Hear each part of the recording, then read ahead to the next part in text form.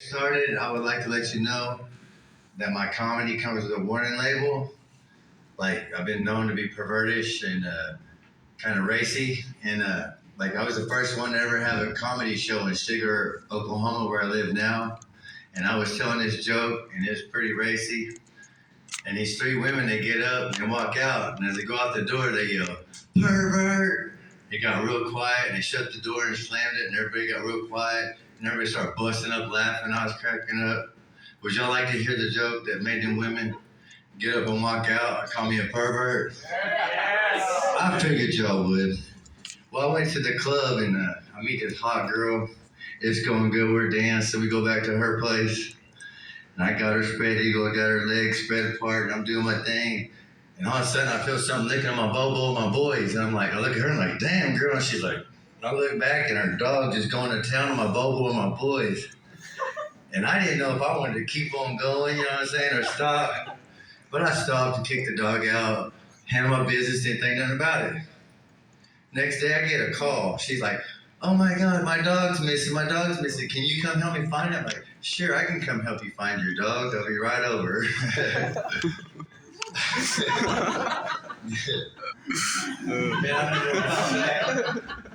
Yeah, it's a good dog. I was having trouble with the ladies and stuff when I first got clean off of methamphetamines and going on 3.5 years clean. And every girl I walked up to was like, I got a man, I'm seeing somebody, I'm married, I'm engaged, I got a boyfriend. Well, there was this new girl at work. She was pretty fine. I walked up to her, I was like, what's up, girl, you got a man? She's like, yeah, I'm married to Jesus. It's like, whoa, I ain't trying to step on Jesus' toes. Get me in trouble with the Savior. I got a little cheat sheet, it's all right. Man, one time I got jealous of my own dick. Yeah, man, I was really crazy in love with this little native girl that had ass. And I don't know if y'all know, but native girls with ass, that's a rare thing. But anyway, she's sitting on me, straddled, and we're goo-goo and making out, and she's like, I need to tell you something. I was like, oh man, she's gonna tell me she loves me. And my heart started pattering. She goes, I want to let you know that I really love your dick and I like you a lot. And I was like, wow. I started like messing with me. I started getting jealous of my dick. So like every time she wasn't around, I'd beat him and I'd beat him too. It's been like 5 years I think about that and get mad all over again. I get jealous and beat him again.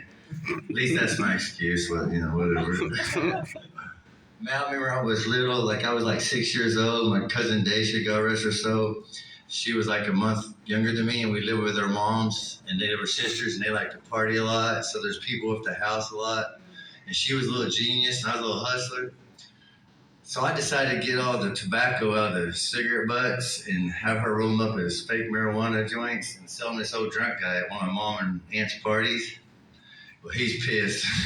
He comes back the next day and he's like, Rhonda, your little boy sold me some weed and it was rolled up tobacco and I want my money back. And she said, no, you're beat, bro. My grandmother's like, yeah, that's what you get from buying weed from a 6-year-old, you dumbass. Oh, man. Have you ever lived in a haunted house before? Man, I have. One time I lived in a haunted house with a gay ghost. Now, I'm not homophobic or nothing, but I come home from the gym and I'm in the shower. And all of a sudden, the shower curtain flies open, so it pops me in the ass with a towel, and I hear, boo. I was like, hey, Ghost, I told you I will call Ghostbusters in here tonight. You been hanging out with P. Diddy or something, gay ghost? No means no. Oh, man, I remember my first roofing job. I was like 20 years old, and I moved to Stigler, Oklahoma. I'm from Tulsa. It's kind of culture shock.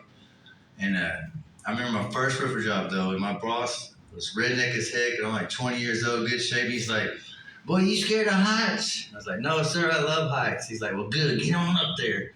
But if you fall, you fire before you hit the ground. I was like, that's funny. He's like, no, I'm serious. We ain't got no insurance.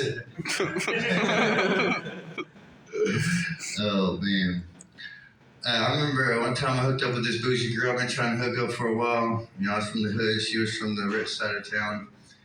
And it's going good, right? We're hooking up. I got my hand in her bra and down her panties, and she's got her hands down my pants. And we're making out. She goes, I hate to slow this down, but you got a condom? And I was like, what's that?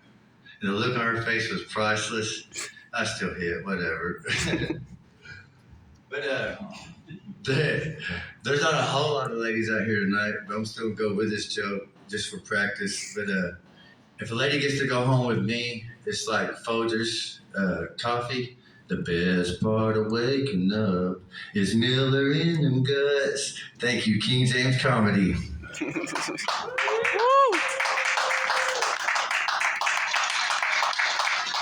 Woo!